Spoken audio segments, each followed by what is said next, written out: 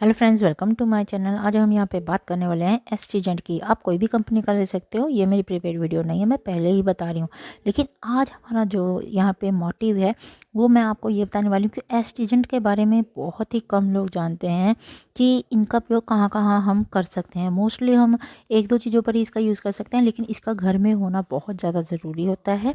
और oily skin वालों के लिए, स्पेशली ऑयली स्किन वालों के लिए कैसे यूज़ करना बहुत ज़्यादा फ़ायदेमंद होता है, यही मैं आज अपनी इस वीडियो में आपको बताने वाली हूँ।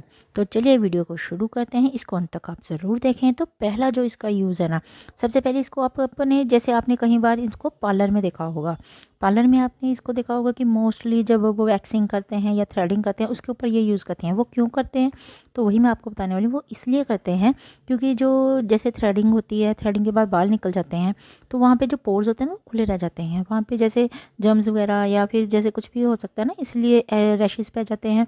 तो उसके लिए ये बहुत यूज़ होता है। तो इसको कॉटन पे लगाकर वहाँ पे हम लगाते हैं।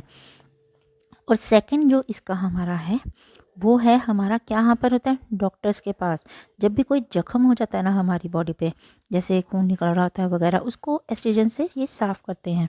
क्यों करते हैं, जैसे उन वहाँ पे आपको डॉक्टर के पास स्पिरिट भी होता है, लेकिन आप उसकी जगह एस्ट्रीजन का भी प्रयोग कर सकते हैं। अगर घर पे आप किसी के चोट लग जाए ना, तो एकदम से हमारे पास कुछ ना हो तो पहले आप एस्ट्रीजन से साफ़ करें और फिर उसके ऊपर कोई भी एंटीसेप्टिक क्रीम लगा दें। और थर्ड जो इसका यूज़ होगा वो है हमारी, जैसे हमारे घर पे जब हम किचन में काम करते हैं, कई बार चाकू लग जाता है, खून निकल आता है, तो भी आप एस्ट्रीजेंट का प्रयोग कर सकते हैं।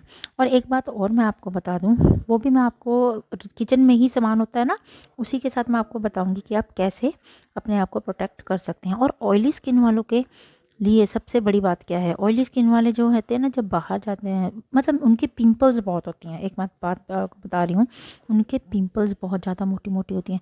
तो वो क्या करें, सबसे पहले तो रात को सोने से पहले फेस वॉश करें। फेस वॉश करने के बाद इसको लगा कर सो जाएं, कॉटन की सहायता से अपने फेस पर इसको लगाकर सो जाएं, तो पिंपल्स में बहुत ज़्यादा राहत मिलती है। पिंपल्स एकदम से कम होने शुरू हो जाते हैं, क्योंकि ये कीटाणुओं को मारता है हमारे पिंपल्स के। और एक बार और, ऑयली स्किन वाले जब बाहर जाकर आते हैं ना, घर से बाहर, जैसे आउट ऑफ होम, क्योंकि होम में तो हमारे इतने जर्म्स नहीं होते, बाहर जाते हैं वहाँ डस्ट वगैरह ऑयली स्किन वालों के फेस पर आकर बैठ जाती है। तो उनके लिए ये बहुत ज़्यादा उपयोगी है। जब भी बाहर जाकर आएँ घर से, तो कॉटन पर सबसे पहले घर आकर आप फेस वॉश करते हैं सिंपल पानी से। वो करने के बाद आप इसको कॉटन पर लगाकर अपने फेस पर अच्छी तरह से कॉटन की सहायता से अपने जितने भी, जैसे लगाएंगे ना, तो आपके पिंपल्स के इर्द गिर्द जितने भी जर्म्स होंगे आपकी कॉटन पर ही आ जाएंगे।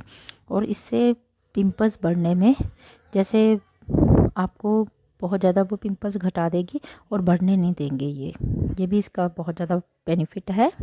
जैसे कि मैंने आपको बताया था कि इसका प्रयोग हम ऑयली स्किन पर ज़्यादा उपयोगी रहता है, तो इसको हम दिन में 2 बार यूज़ कर सकते हैं। लेकिन एक बात आपने याद रखनी है कि इसका प्रयोग, जैसे ड्राई स्किन वालों को इसका प्रयोग बहुत ध्यान से करना होगा। वो सिर्फ दिन में 1 बार ही कर सकते हैं। और इसका प्रयोग करने के बाद, वैसे तो जहाँ तक हो सके ना करें, लेकिन अगर इसका प्रयोग करते हैं तो उसका करने के बाद थोड़ा सा मॉइस्चराइज़र इसको ज़रूर लगाएं, क्योंकि अगर आप इसको लगाएंगे तो आपकी स्किन ड्राई हो जाएगी, क्योंकि ये ऑयल को सोखता है। ये बात आपने याद रखना है। ये ऑयली स्किन वालों के लिए जितना बेस्ट है, बाकी स्किन के वालों के लिए भी बेस्ट है, लेकिन इनका प्रयोग आप ध्यान से करें कि ऑयली स्किन की तरह ना करें।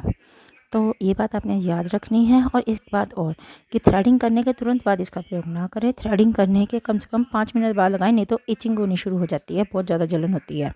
और जैसे वैक्सिंग करने के बाद भी कईयों के जैसे सेंसिटिव स्किन होती है, रेड रेड हो जाती है स्किन जहाँ पे हमने वैक्सिंग की होती है, तो वहाँ पर भी 5 मिनट के बाद आप इसका प्रयोग कर सकते हैं, ताकि जो कई बार कईयों के रैशेज़ हो जाते हैं, कई बार स्किन एलर्जी कर जाती है वैक्सिंग के बाद, वहाँ पे रेड रेड से धब्बे से पड़ने शुरू हो जाते हैं। तो अगर 5 मिनट बाद आप इसको लगाओगे तो ऐसी कोई भी प्रॉब्लम नहीं आएगी, क्योंकि ये बहुत ही ज़्यादा बढ़िया होती है और एंटीसेप्टिक होती है। मतलब मुहासे वगैरह किसी भी चीज़ को होने नहीं देती है हमारी बॉडी पर। और अगर कट लग जाए, कट लगने के भी पहले बाद, जैसे हमारे कट लग जाता है कहीं पे भी, मैंने किचन में जैसे बताया था, तो इसको पहले पानी से वॉश करें और 5 मिनट बाद ही इसमें इसका प्रयोग करें। एकदम से लगाओगे ना तो बहुत ज़्यादा दर्द होता है कि मतलब आप सहन नहीं कर पाओगे। ये बात भी आपने याद रखनी है। और किस चीज़ पर इसका प्रयोग नहीं करना चाहिए, तो ये बात मैं आपको और बता दूं कि अगर कहीं पर भी कोई जलन हो जाती है, जैसे जल जाता है ना हमारे किचन में काम करते हुए, आप सोचोगे कि यहाँ पर भी हम ये एंटीसेप्टिक लगा लेते हैं, तो नो, जले हुए पर इसका प्रयोग बिल्कुल भी नहीं करना है। ये बात आपने याद रखनी है, जले हुए जगह पर इसका प्रयोग बिल्कुल भी नहीं करना है, क्योंकि वहाँ पर बहुत ज़्यादा फिर प्रॉब्लम आ जाएगी, इचिंग हो जाएगी। ये बात आपने याद रखनी है। और कई और बातें हैं, अगर आप जानना चाहते हो, कोई और प्रोडक्ट के बारे में जानना चाहते हो, तो आप मुझे कमेंट बॉक्स में ज़रूर बताएं, ताकि मैं अपनी जो है आपको ज़्यादा से ज़्यादा नॉलेज दे सकूं। आपको ये मेरी वीडियो कैसी लगी, आप मुझे कमेंट बॉक्स में ज़रूर बताएं। मेरी वीडियो को लाइक करें, शेयर करें और मेरे चैनल को सब्सक्राइब करें। Thank you very much.